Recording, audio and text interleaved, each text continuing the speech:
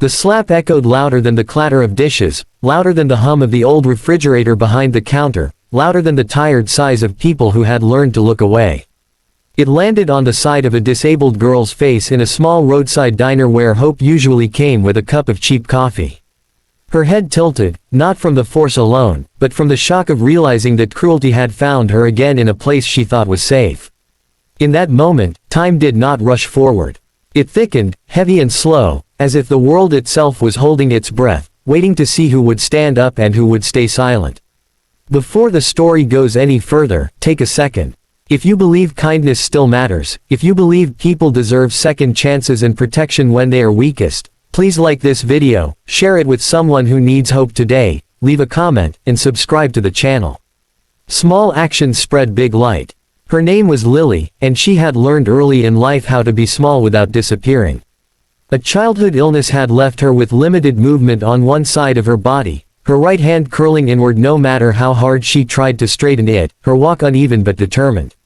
The diner was her world, not because it was glamorous or kind, but because it was familiar. She came every Tuesday afternoon after physical therapy, ordering the same soup, sitting in the same booth by the window, watching cars pass like lives she might never live but still admired from afar. The staff knew her, nodded politely, sometimes offered an extra napkin or a smile. It was not much, but it was routine, and routine felt like safety. That day, the diner was busier than usual. A group of young men had wandered in, loud and restless, the kind who took up space without asking permission. Their laughter bounced off the walls, sharp and careless. Lily tried to shrink into her booth, focusing on the steam rising from her bowl, telling herself she was invisible, telling herself this would pass. It almost did, until one of them noticed the way her hand trembled as she lifted the spoon, until curiosity twisted into mockery, and mockery hardened into something uglier. The first insult stung more than she wanted to admit, but she had survived worse. She kept her eyes down, her heart pounding, hoping silence would protect her. It did not. The slap came suddenly, fueled by laughter and the false courage of an audience that did nothing. It was not meant to injure her badly. It was meant to humiliate her, to remind her of her place in a world that often treated vulnerability as an invitation. When the men finally left, bored with the damage they had done, the diner felt colder. A waitress brought Lily a napkin with shaking hands. Someone muttered that it was awful. Someone else shook their head. No one followed the bullies outside. Lily wiped her face slowly, carefully, as if moving too fast might shatter what little dignity she had left. She did not cry right away. She stared out the window, watching her reflection blur in the glass, wondering why surviving always seemed to require enduring.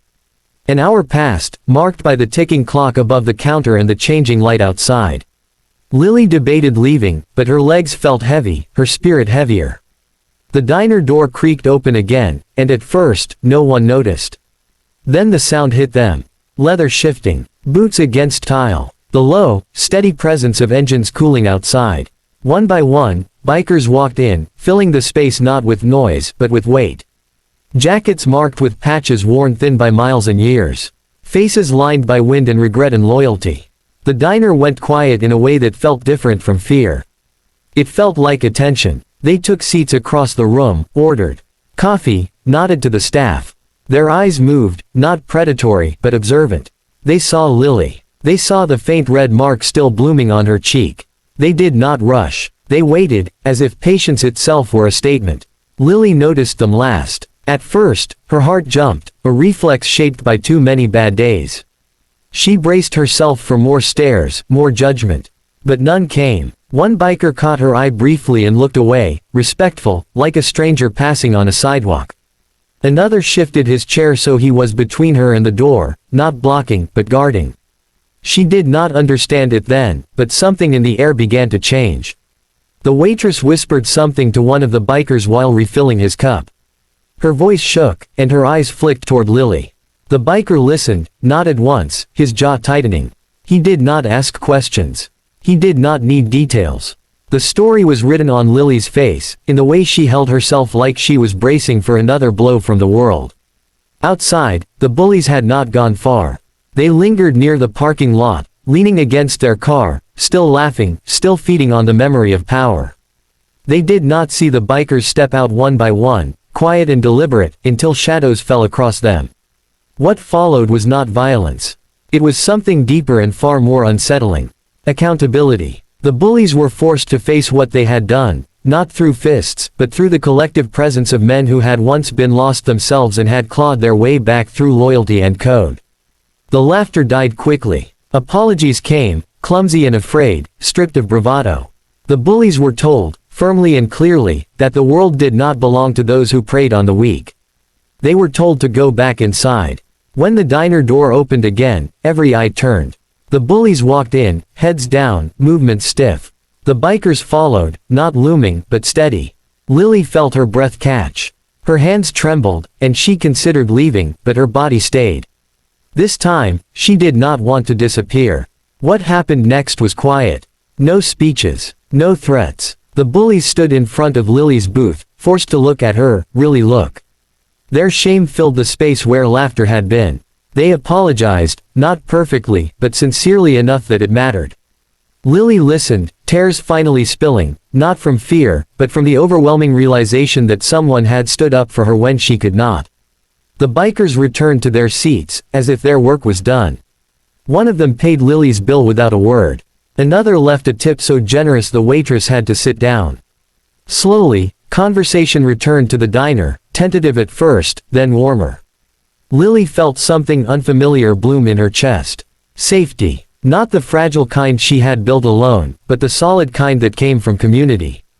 When Lily finally stood to leave, the bikers nodded to her, a silent acknowledgement of shared humanity. She walked out into the sunlight, her step still uneven, her hands still curled, but her spine straighter than it had been in years. The world had not magically changed. Her disability had not vanished.